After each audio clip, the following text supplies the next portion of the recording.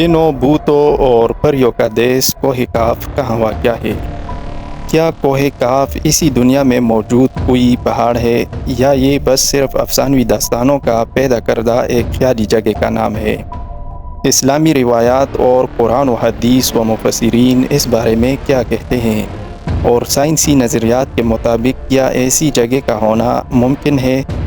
عجیب الخلقت پرندے سی مرغ کا اس جگہ سے کیا تعلق ہے؟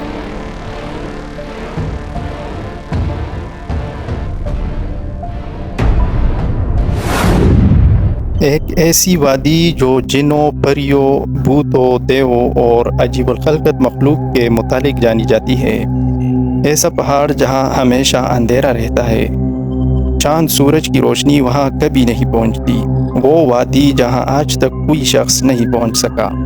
کیا یہ وادی جنوں کا دیس ہے یا کسی اور دنیا میں جانے کا کوئی پراسرار راستہ؟ کوہ کاف کا نام سامنے آتے ہی کوئی گمشدہ عربی کہانیاں ذہن میں جاگ اٹھتی ہیں۔ ایسی کہانیاں جو بادشاہوں کی حسین شہزادیوں سے شروع ہو کر جنوں اور پریوں کے زیر قبضہ ہیبتناک قلعوں اور طلسم سے جڑی ہوتی ہیں۔ ایسی کہانیوں کا مرکز عام طور پر یہ ہوتا ہے کہ فلاں ملک کے طاقتور بادشاہ کی حسین اور نرم و نازک شہزادی کو فلاں جن یا دیو نے اغوا کیا اور کوہ کاف کے کسی وادی کے تاریک محل میں لے جا کر قید کر دیا۔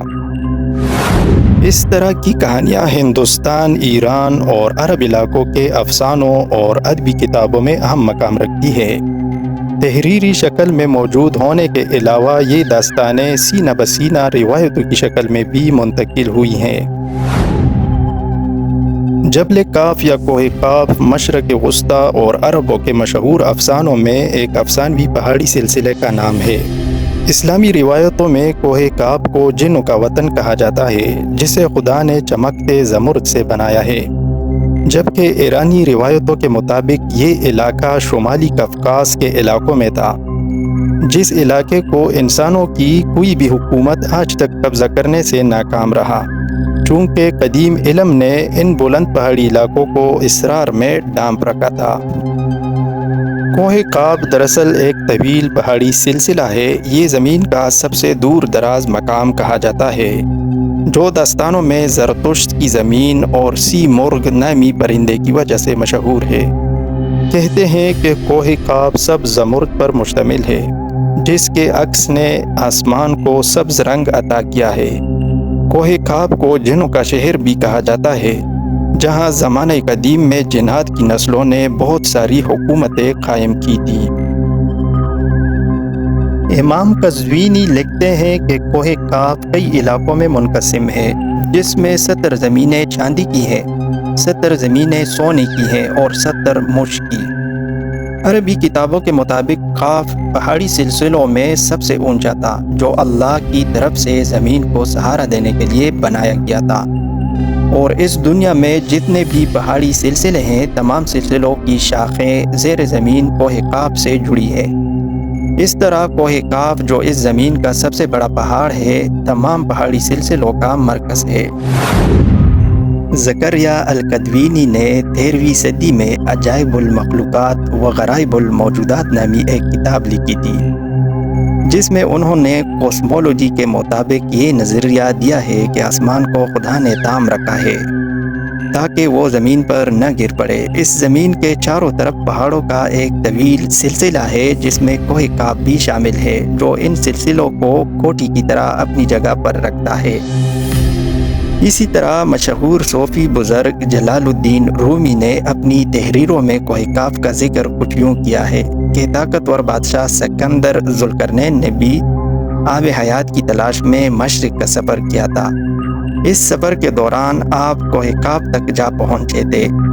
جب آپ کوہ کاف پہنچے تو آپ نے دیکھا کہ وہاں فرشتہ اسرافیل قیامت کے دن سور پھونکنے کا انتظار کر رہے ہیں۔ کوہ کاف اور اس میں آباد مخلوقات کے متعلق ایک اور روایت بیان کی جاتی ہے کہ حضرت ابن عباس فرماتے ہیں کہ رسول اللہ صلی اللہ علیہ وآلہ وسلم ہمارے پاس تشریف لائے، جبکہ ہم مسجد نبوی میں حلقہ بنا کر بیٹھے ہوئے تھے۔ ہمیں آپ صلی اللہ علیہ وآلہ وسلم نے فرمایا، کیا کر رہے ہو؟ ہم نے عرض کیا ہم سورج کے متعلق غور کر رہے ہیں کہ وہ کیسے طلوع ہوتا ہے اور کیسے غروب ہوتا ہے۔ فرمایا تم نے اچھا کیا، اس طرح سے مخلوق میں فکر کرو، خالق میں فکر نہ کرنا، کیونکہ اللہ جس کے لیے جو چاہتا ہے پیدا کرتا ہے۔ تم اس سے تعجب کرو کہ کوہ قاف سے آگے 7 سمندر ہیں۔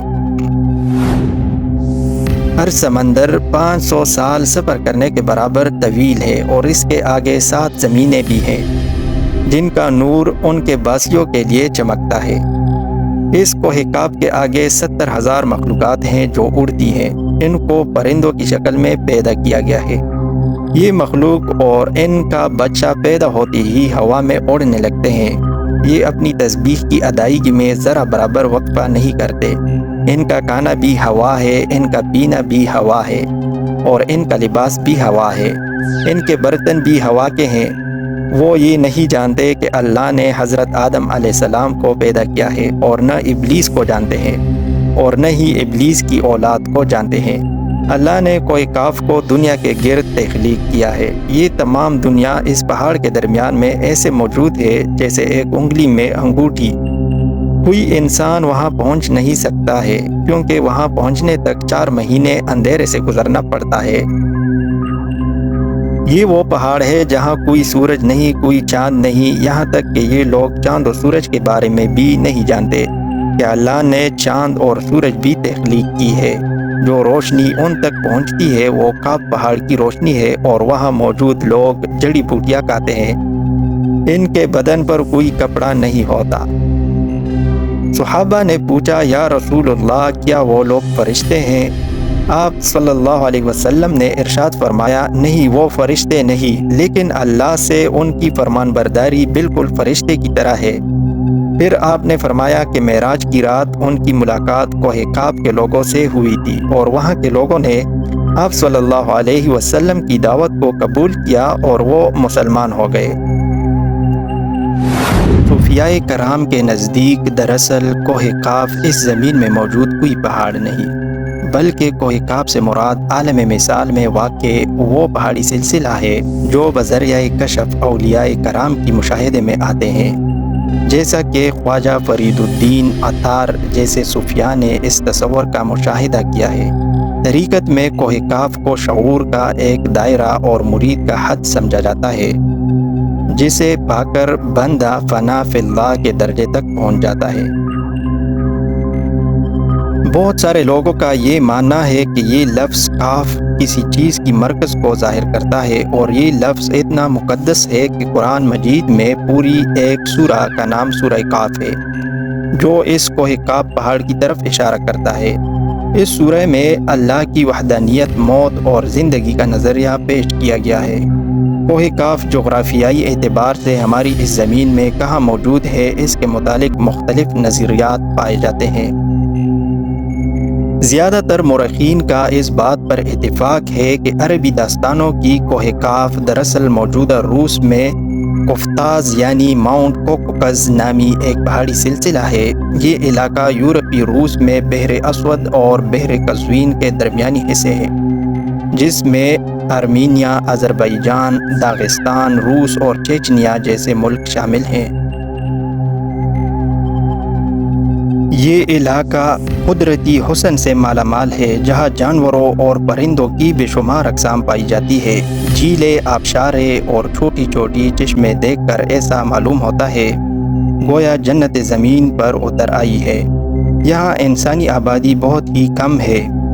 یہ پہاڑی سلسلہ ایشیا کو یورپ سے جدا کرتا ہے۔ اگر کوہ قاف کو خلائی سیٹلائٹ سے دیکھا جائے تو یہ علاقہ سفید پٹی جیسا نظر آتا ہے، جبکہ بعض محققین کا خیال ہے کہ کوہ قاف انٹارکٹیکا کے ان ویران اور برفیلے علاقے میں موجود ہے جو ہمیشہ بادلوں اور اندھیروں سے ڈھکا ہوتا ہے، جبکہ کچھ لوگ قدیم دور کے اٹلانٹس سٹی کو ہی کوہ قاف قرار دیتے ہیں، جو کسی بڑے عذاب کی وجہ سے تباہ ہو چکا ہے۔ جدید فزکس کی نئی دریافت یعنی ڈائمینشن بھی کوہ قاف کو سمجھنے میں آسانی پیدا کر سکتی ہے۔ دراصل فزکس کی جدید تحقیق کے مطابق ہماری اس کائنات میں کل 11 ڈائمینشن وجود رکھتے ہیں۔ جبکہ ہم انسان صرف 3 یا 4 ڈائمینشن میں زندگی گزار رہے ہیں، کیونکہ ہم ٹائم اور اسپیس کی قید میں زندگی گزارتے ہیں۔ ان مزید 6 ڈائمینشن میں کتنے ستارے، سیارے اور دنیا آباد ہیں، اس کا علم صرف اللہ تبارک و تعالیٰ کو ہی ہے۔ محققین کے مطابق ارواح کی دنیا، عالم برزخ اور جنت و جہنم انہی ڈائمینشن میں موجود ہے، جن میں انسان موت کے بعد داخل ہوتا ہے۔ ممکن ہے کہ کوہ کاف بھی انہی 11 ڈائمینشن میں سے کسی ایک ڈائمینشن میں موجود ہو، جہاں نسل انسانی کا قدم رکھنا ناممکن ہے۔